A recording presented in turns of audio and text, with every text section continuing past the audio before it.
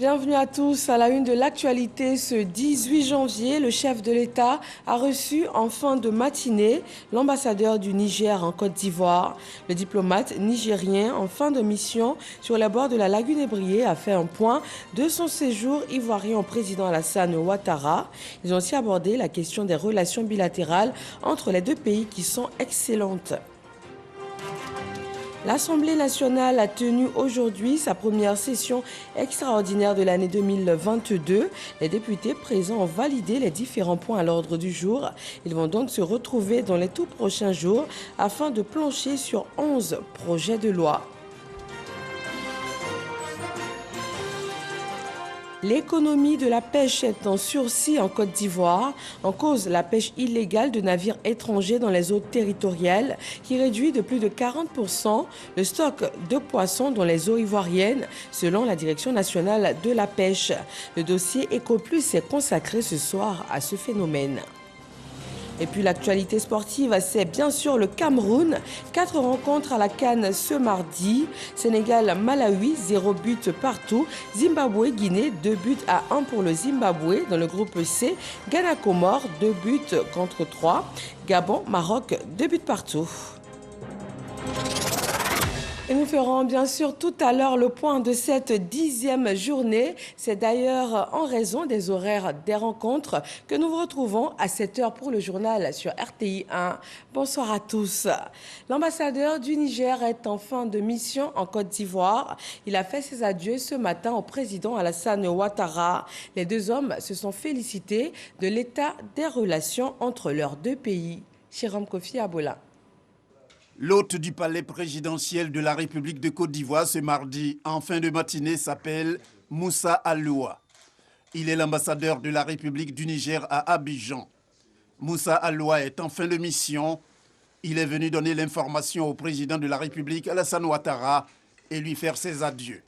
C'est pour le diplomate nigérien l'occasion de rappeler les relations combien exemplaires entre la Côte d'Ivoire et le Niger. Il s'est agi au cours de cette audience d'abord de présenter à M. le Président de la République, Alassane Ouattara, nos vœux de bonnes et heureuses années.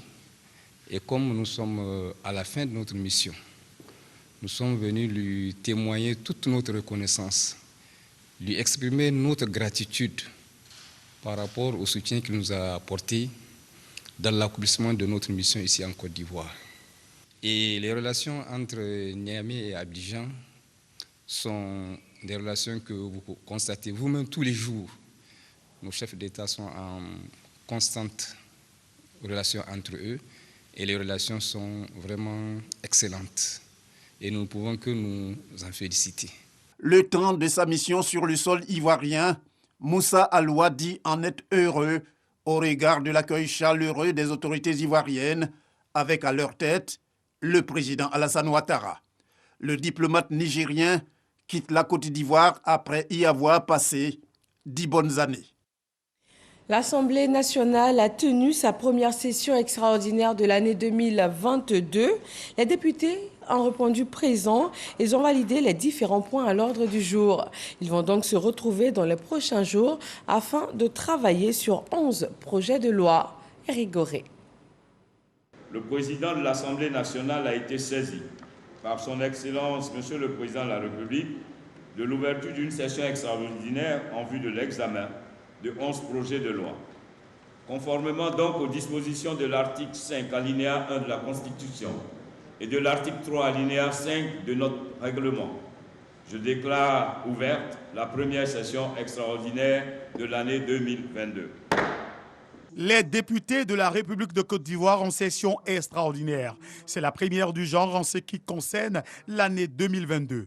Pour la période allant du 17 janvier au 10 février, ces représentants du peuple vont examiner 11 projets de loi en faveur des populations. C'est la deuxième législature de la Troisième République. Nos députés travaillent. Ils travaillent parce que là, nous sommes en vacances parlementaires. Et sous les institutions du président de la République, du gouvernement, nous avons été obligés de revenir pour vraiment plancher sur les lois qui nous sont soumises par l'exécutif. À partir de la semaine prochaine, les commissions vont se mettre au travail pour adopter les textes de loi. Et ça, c'est déjà une bonne chose pour dire que les députés sont au travail, les députés travaillent pour la nation. Sur 255 députés siégeants, 245 étaient présents et heureux de retrouver l'hémicycle après des vacances parlementaires bien méritées.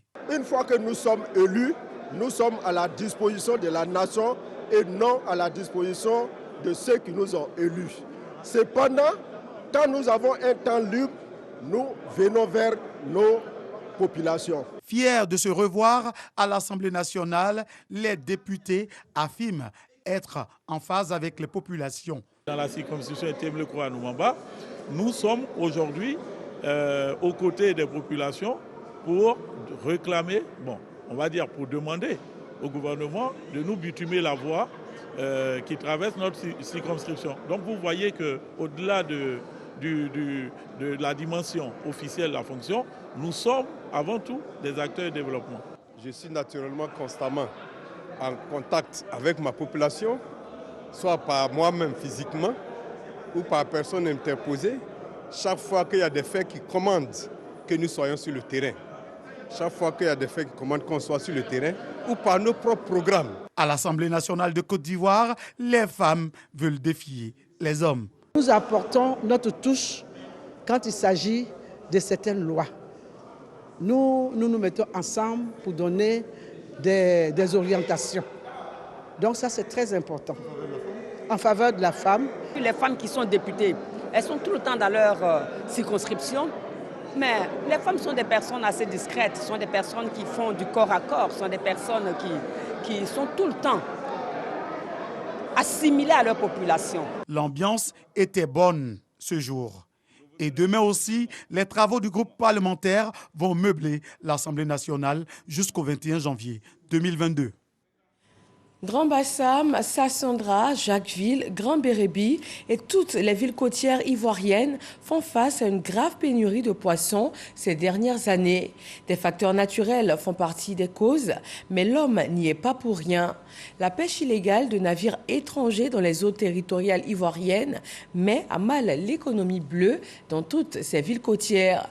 La pêche nationale est impactée. Le stock de poissons dans les eaux ivoiriennes est réduit de plus de 40%. Cheikh Koné nous propose une enquête sur ce phénomène dans le dossier EcoPlus.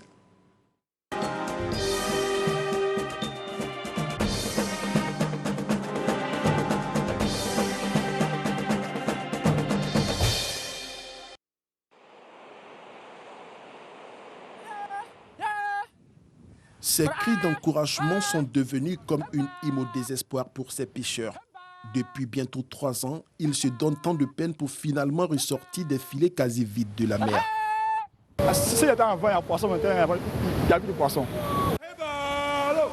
Nous sommes à Maricha, une communauté d'environ 1000 habitants à quelques encablures du village d'Azuriti à Grand Bassam. Au lendemain de cette énième pêche infructueuse, le ton monte sur les épouses de pêcheurs. Ce matin encore, Marie ne décolère pas. Hier samedi, ils sont partis là, ils n'ont rien gagné. C'est ça seulement. C'est ça là seulement, ils ont gagné. La moisson de la veille est maigre, 6 poissons, dont un capitaine et 5 maquereaux.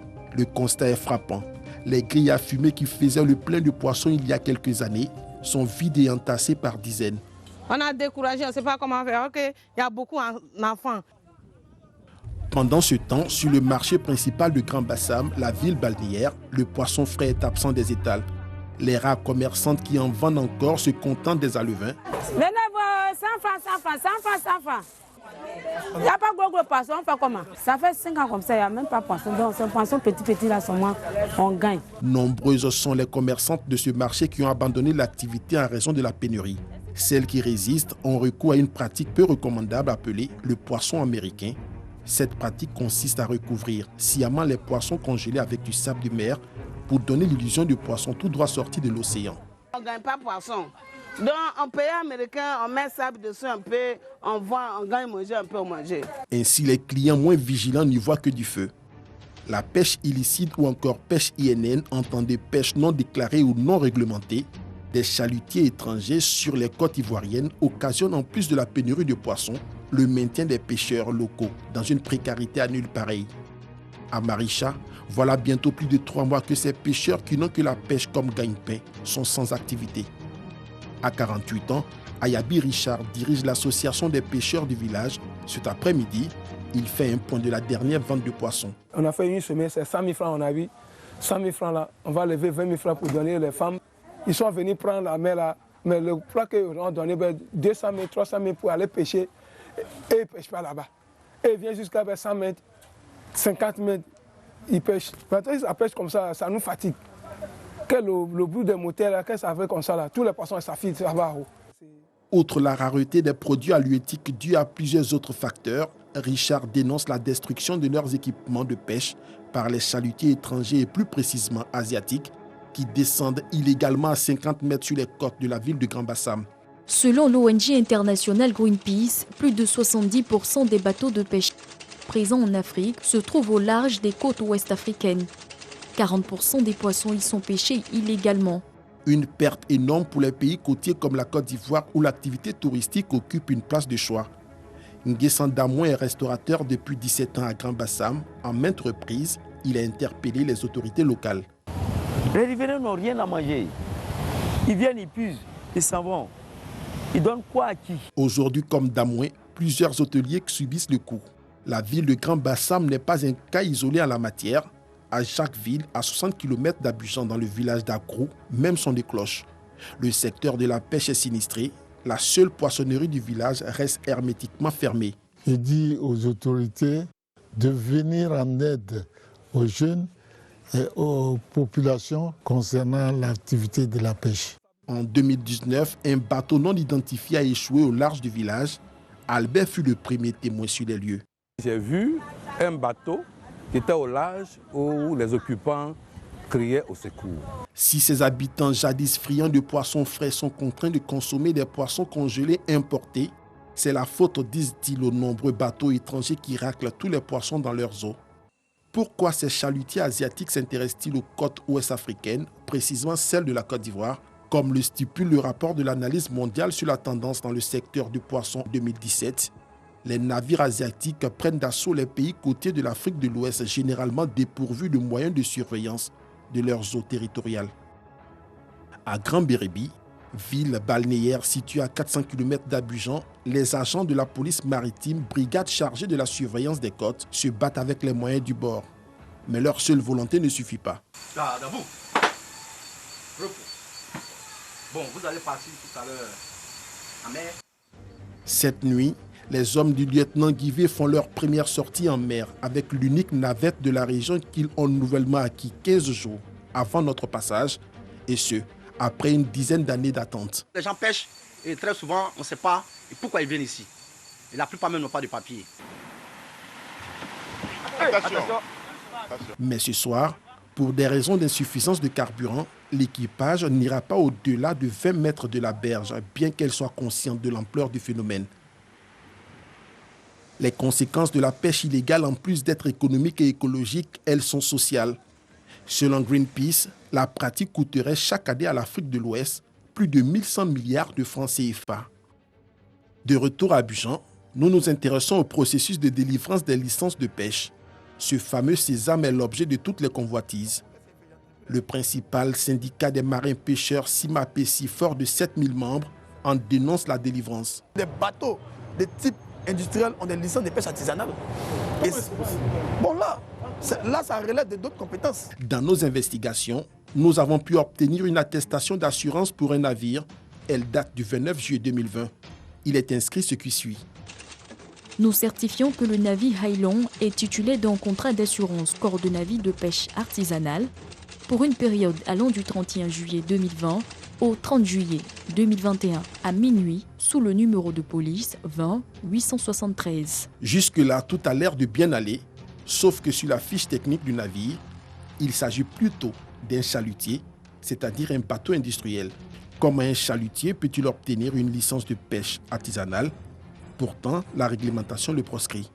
Tout ça, ça fait partie de la pêche illégale. Les fausses déclarations, les transbordements en mer, c'est illégal et donc ça fait partie des pratiques de pêche INN que nous combattons. À l'instar de la Côte d'Ivoire, plusieurs pays de la région ploient sous le joug des bateaux pirates.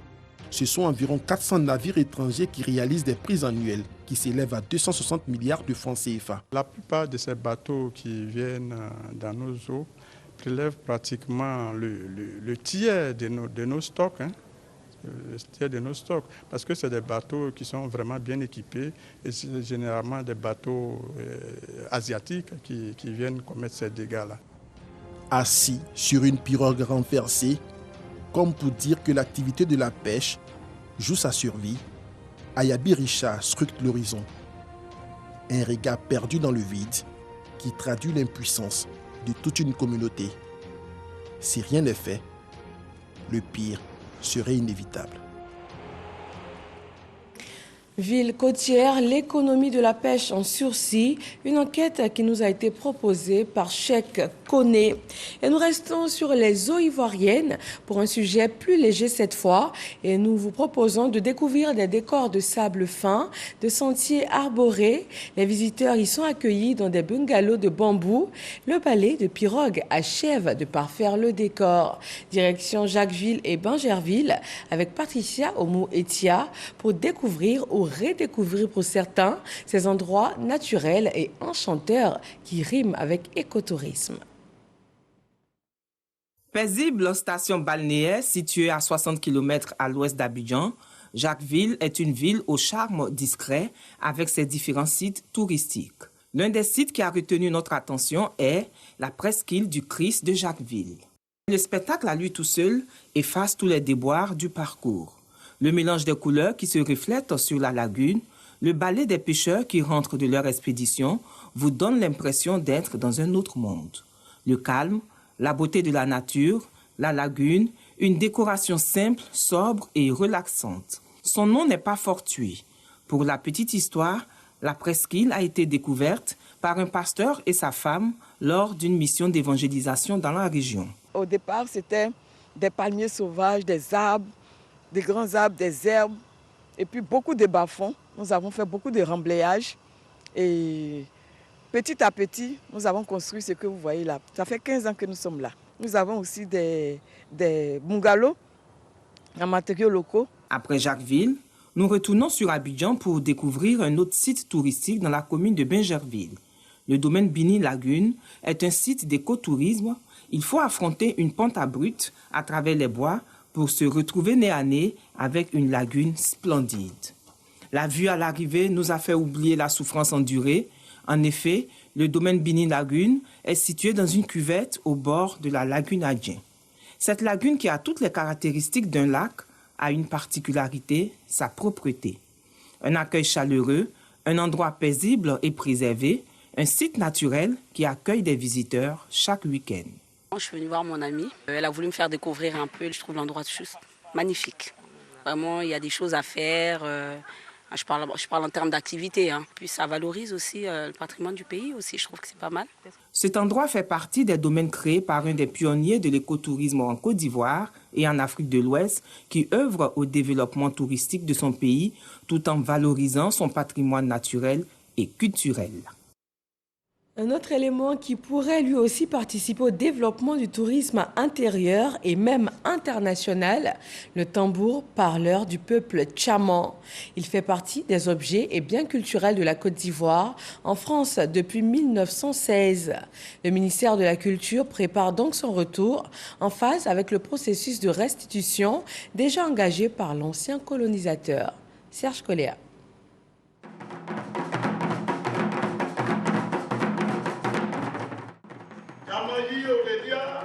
Le peuple Akan a longtemps invoqué les manes des ancêtres pour le retour du Djidji Ayekwe.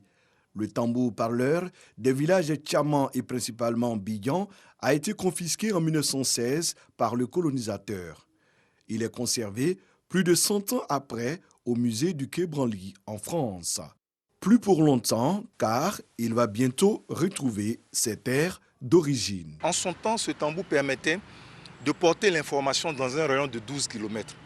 Oui. Dès qu'il y avait une information, il y avait un message urgent, le tam-tam parleur annonçait l'événement et il y a des sachants dans chaque village qui arrivaient à décrypter l'information. Mais aujourd'hui, tout le peuple est mobilisé pour le retour de ce tam-tam. Le Djidji Ayekwe est le premier objet d'une liste de 148 biens du patrimoine culturel ivoirien dont la restitution est un acquis. Le gouvernement ivoirien entend prendre toutes les dispositions pour réussir le transfert du mythique outil de communication des peuples Akan. La procédure officielle, culturelle, technique et administrative de retour du Djidji Ayokwe, placée sous la haute autorité du chef de l'État, sera inclusive et associera tous les fils et filles Akan, l'ensemble des Ivoiriens et toutes les communautés vivant dans notre beau pays.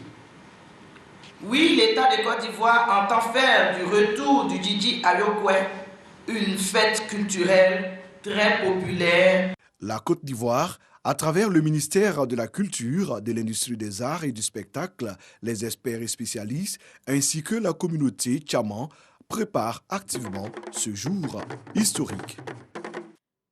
Les autorités sanitaires continuent de sensibiliser. N'oublions pas le cache-nez et les mesures anti-Covid, car la maladie rôde toujours et continue de faire des victimes.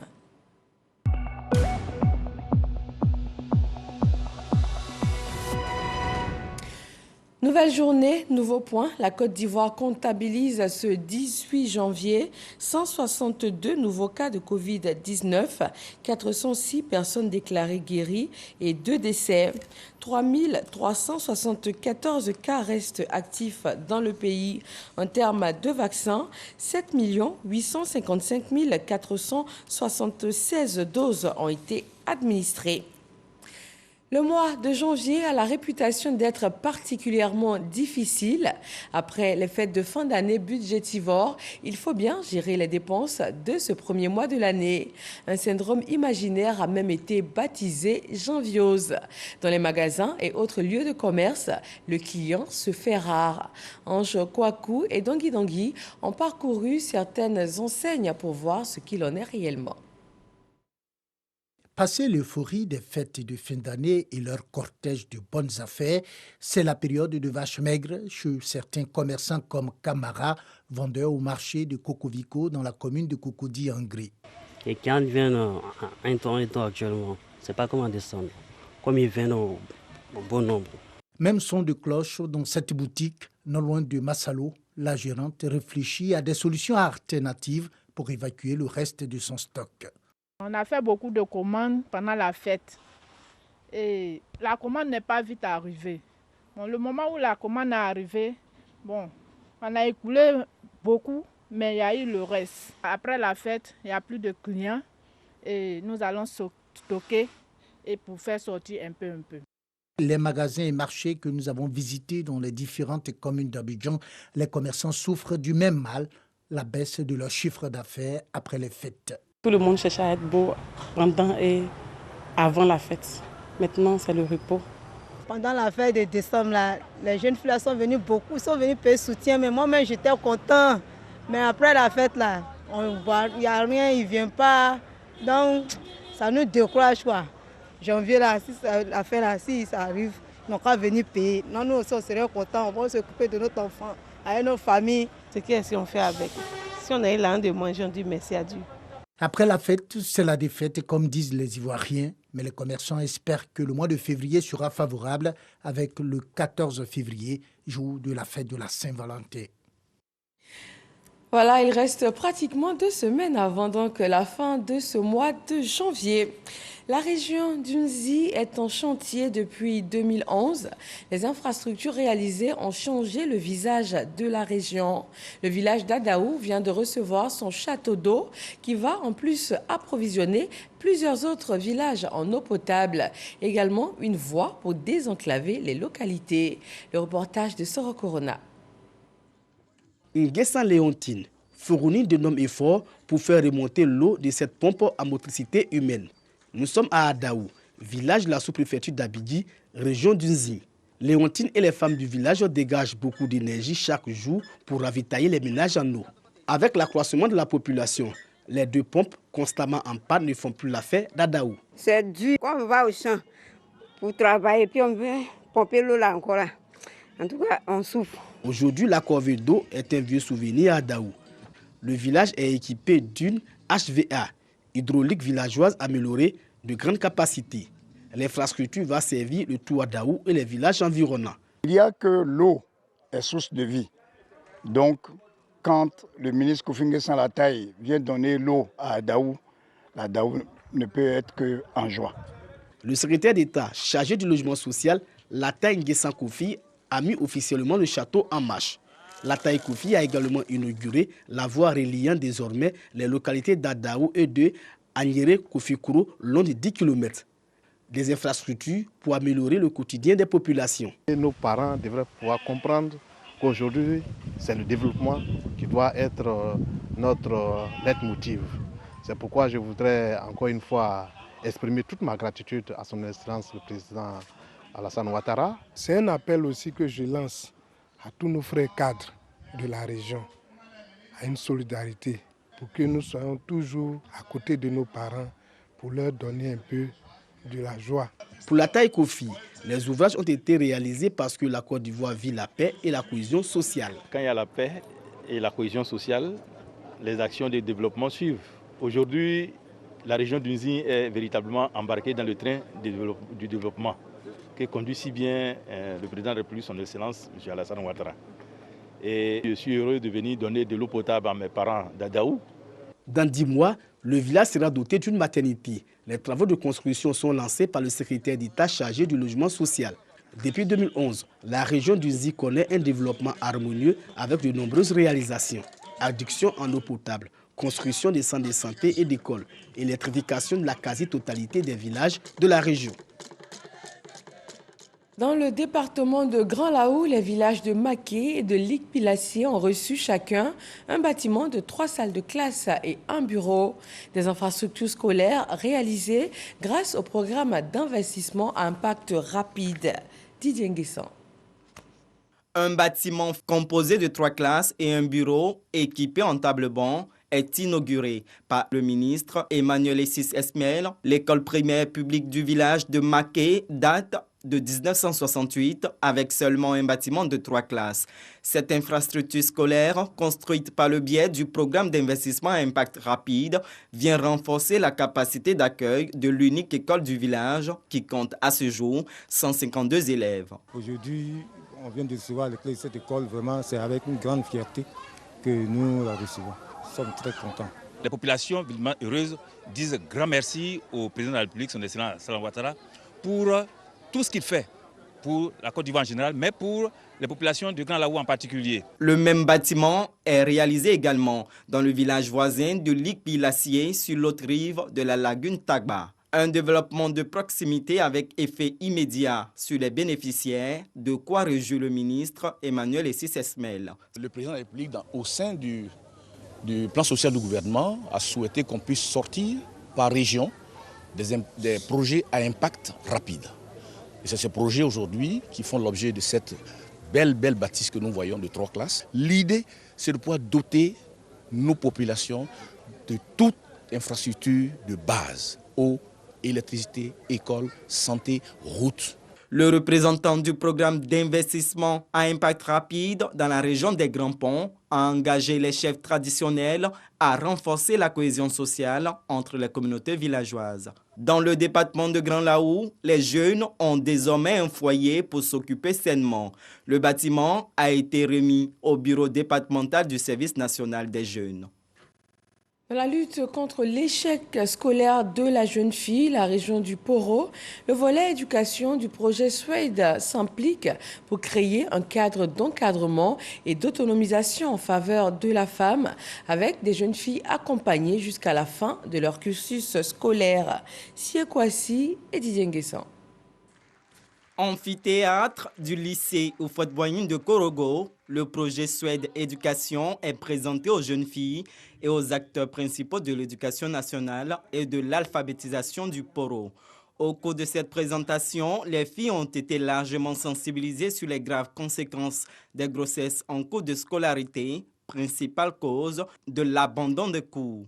Dans sa présentation, le coordonnateur du projet a insisté sur l'importance pour ces filles d'observer l'abstinence sexuelle et d'utiliser les méthodes contraceptives pour une sexualité sécurisée. C'est une communication parent-enfant d'abord.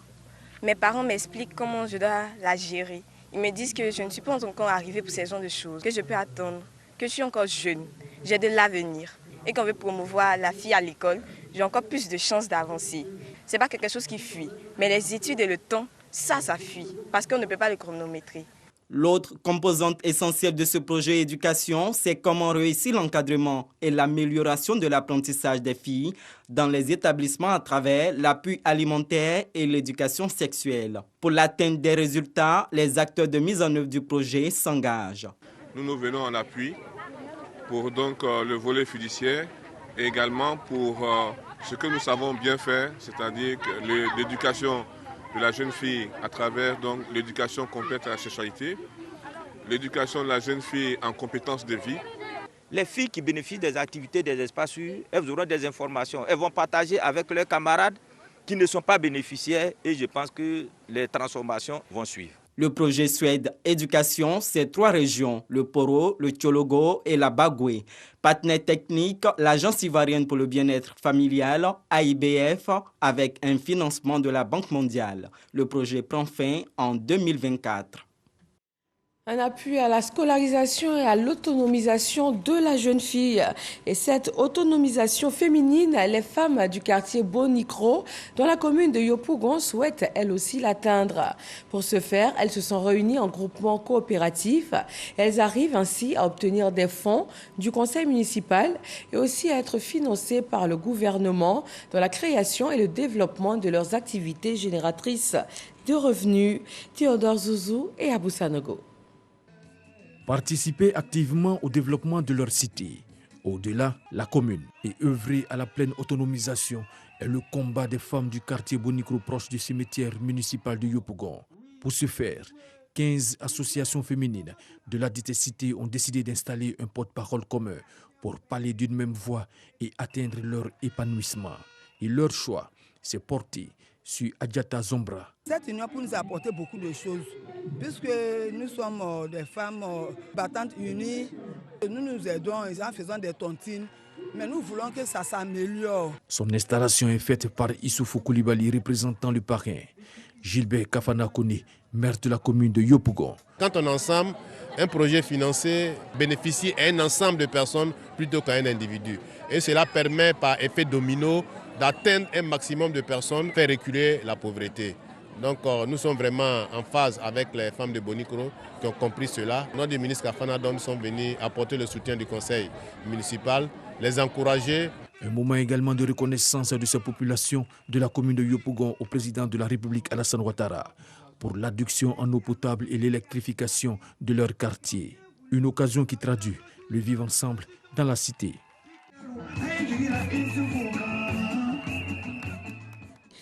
Dans l'actualité politique, la coordination régionale RHDP du GOR prépare ses militants pour les élections locales de 2023. Une rencontre vient de se tenir à Bayota, à Boussanogo.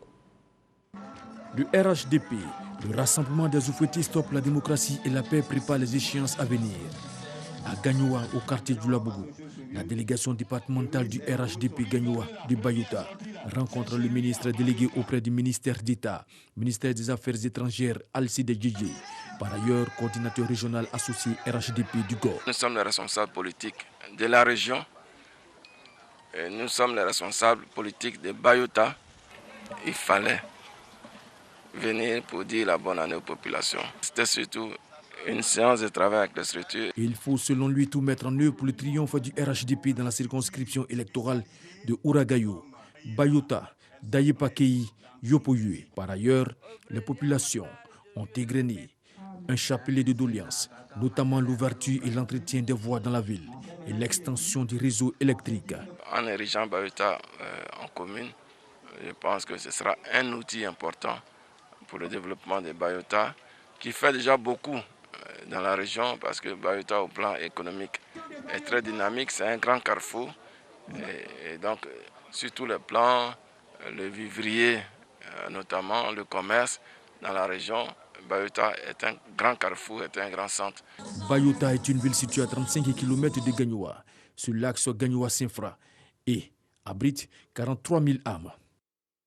Bonjour 2022 à Bouaké, l'émission humoristique de la RTI a posé ses bagages dans la capitale du Béquet. Ce rendez-vous entre humoristes et public a été un franc succès. Parga se reconnaît. Le jour où sa maman a pris grossesse, j'ai dit à sa maman, Binou, faut te débrouiller, faut me faire un bon affaire. Elle dit, elle a compris. Ja, c'est à bout. Fils unique, Papitou. En cas de cas de la joie premier, Bonnie la Merveille et Dr Philo, entre autres humoristes, sur le podium de Bonjour à la promenade place de la Paix de Bouaké. Nous sommes à la deuxième étape de Bonjour Tour 2022 à l'intérieur du pays. Tournée humoristique de la RTI. Je voudrais, au nom du directeur général de la RTI, M. Fosseni Dambélé, vous saluer et vous traduire toute sa gratitude. Bonjour est une production qui rassemble, qui va au-delà des considérations politiques, ethniques et religieuses. C'est en cela que c'est une émission essentielle, une émission qui rassemble les Ivoiriens. Le parrain de cette deuxième étape, le ministre Amadou Koné, salue ce geste de la RTI et exhorte les populations de la capitale de la paix à l'union et à la solidarité. Qu'il me soit permis de remercier le directeur général de la RTI, Fosseni Dambélé, pour cette confiance qui est placée dans Bouaké. Je voudrais pouvoir compter sur l'ensemble des populations de Bouaké pour que nous maintenions ce climat de paix, ce climat de sécurité dans lequel, grâce au président Alassane Ouattara, la ville de Bouaké et la région de Bouaké baignent depuis quelques années. Et je voudrais vous en féliciter également. Les populations, elles, se réjouissent des différentes prestations des humoristes et saluent l'initiative de la RTI et du ministre Amadou Koné. Très belle émission, riche d'artistes. On a vraiment aimé. Vivement que Bonjour revienne à Bouaké. Et puis vraiment, longue vie à l'émission. Je suis baoulée, mais j'ai trouvé des Sénifo, Kolaka, et on a échangé, on a rigolé, comme si on se connaissait depuis longtemps, mais c'est l'événement qui a permis ça. Donc si nos autorités s'engagent à faire ce genre de choses, je pense que ça va faire de telle sorte que la cohésion soit bien faite. C'est la réconciliation qui fait que nous tous on est ici. Amadou Koné, le ministre des Transports. En tout cas, son œuvre-là, c'est une bonne chose. Il fait beaucoup pour la ville de Bouaké. Après Bouaké, équipe de production et humoristes mettront le cap sur Toumoudi pour plus d'humour et de rire. Petit de Bouaké. Bouaguesso.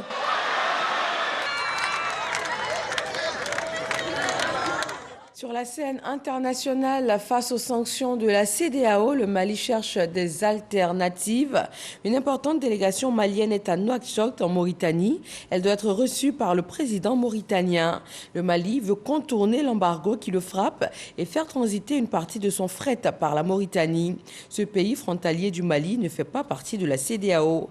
La délégation malienne revient de la Guinée, où elle a été reçue par les autorités suspendues des organes de la CEDEAO à la suite du coup d'État de septembre dernier. Et c'est l'heure de faire le point des rencontres du jour du côté du Cameroun pour la 10e journée de la Coupe d'Afrique des Nations.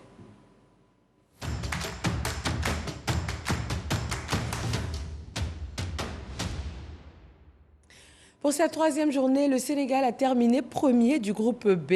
Après son nul contre le Malawi, 0 but partout, est battu par le Zimbabwe 2-1. La Guinée, quant à elle, prend la 2e place et verra aussi les 8e. Arsène Kouassi et Essojan. Ça passe pour le Sénégal de justesse. Brouillon en première période et après avoir concédé un pénalty lors de la seconde période, mais refusé. Après consultation de la VAR, les Lions du Sénégal doivent se contenter du nul face au Malawi, 0-0, lors de la 3e journée de la phase de poule de la Coupe d'Afrique des Nations. Un nul qui permet aux Lions de terminer en tête du groupe B avec 5 points et d'accéder en 8e de finale. De son côté, le Malawi devra attendre le verdict dans les autres poules pour savoir s'il fait partie des meilleurs 3e.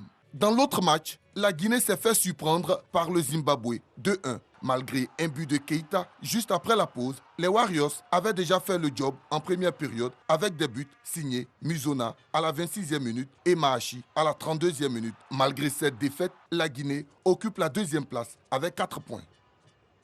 L'équipe du Gabon a validé son billet pour les huitièmes de finale grâce à son match nul, 2 buts partout, face à un Maroc déjà qualifié. Et dans l'autre rencontre du groupe C, les Comores ont remporté leur première victoire en battant 3-2, un Ghana éliminé. Condamné à la victoire après le nul enregistré contre les Panthères du Gabon, le Ghana quitte la compétition après sa défaite concédée devant les îles Comores. Les Blacks avaient pourtant bien démarré la rencontre, mais ce sont les Comoriens qui débloquent la situation avec l'ouverture du score signé El Fardou Ben. Un but matinal que les joueurs ghanéens tentent d'égaliser, mais l'excès d'engagement de leur capitaine André Ayew les oblige à terminer à 10-11. Dominateurs, les Comoriens profitent de cette supériorité numérique en seconde période pour faire le break à 2-0. Les Comores croient tenir la victoire, mais se font surprendre avec les buts de Richemont Boaki et Alexander Djikou.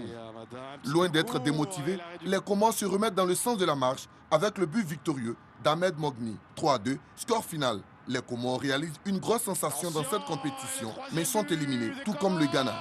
Dans l'autre rencontre du groupe C, l'équipe du Gabon valide son billet pour les huitièmes de finale grâce à son match nul 2-2 face à un Maroc déjà qualifié.